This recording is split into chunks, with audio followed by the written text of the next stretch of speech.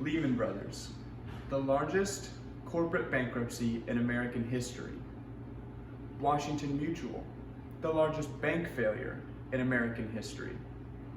And General Motors, the third largest bankruptcy during the 2008 subprime mortgage crisis, otherwise known as the Great Recession. Good morning, Chairman Powell. My name is Noah Schubert, and today I will be discussing why effective risk management is the most important lesson that America learned during the 2008 subprime mortgage crisis. In order to demonstrate why effective risk management is so important, I will be comparing the risk strategies of JP Morgan Chase and Citigroup, two of the largest banks in the United States, on how they handled risk during the Great Recession. In addition, I will touch on how Citigroup learned its lesson and is now profiting despite another economic recession caused by the COVID-19 pandemic. To begin, I'll be discussing and comparing the risk strategies of JP Morgan Chase and Citigroup. As you can see from this table, in 2008, JP Morgan held about 0.15% of their total mortgage-backed securities in subprime investments. Citigroup, on the other hand, held about 2% of their total mortgage-backed securities in subprime mortgage-backed securities. This is the same for 2008, 2009, and 2010. In each of those 3 years, JP Morgan Chase held substantially less subprime mortgage-backed securities than Citigroup. This gives us a glimpse into each of the company's risk strategies. JP Morgan took a very conservative risk strategy by holding less investments in subprime mortgages. Citigroup, on the other hand, took a much riskier strategy by holding more of their total mortgage-backed security investment and total investment in subprime mortgage-backed securities. Another thing that gives us a glimpse into the company's differing risk strategies is that in 2010, JP Morgan Chase's ratios hit 0. This means that they sold all of their investments in subprime mortgage-backed securities. Citigroup, on the other hand, although their percentage decreased from 2008 to 2009 to 2010, they still held a substantial portion of their investment portfolio in subprime mortgage-backed securities. This tells us, once again, that JP Morgan Chase took a much more conservative strategy, where Citigroup took a much riskier strategy.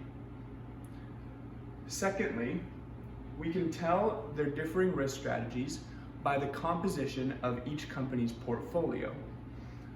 As you can see from the table once again, JP Morgan Chase held primarily available for sale investments in subprime mortgage-backed securities.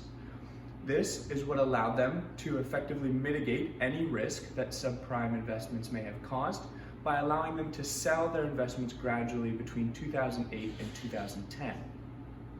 Citigroup, on the other hand, transferred most of their subprime mortgage investments from available for sale to held to maturity status. This is a much riskier strategy. By doing so, Citi believed that they could make a long-term profit by holding the subprime securities until they matured. So whose strategy worked? JP Morgan Chase's very conservative risk strategy, or Citigroup's much more risky strategy? We often hear it said that if you take more risk, there's the possibility of greater reward. In this case, that is not true. JP Morgan Chase clearly had the more effective risk management strategy during the Great Recession. In 2007, just before the Great Recession hit, Citigroup was the first and largest bank by assets in the United States, $63 billion larger than JP Morgan Chase. In 2008, JP Morgan had leapt ahead of Citigroup by $24 billion in assets.